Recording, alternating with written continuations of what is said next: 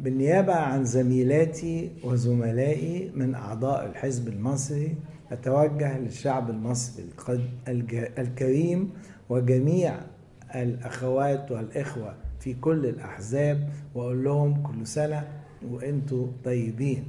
وإن إحنا بنقول إن مصر لازم كلها تتوحد ونبعد بنفسنا وننأى تماما عن أي بعد طائفي.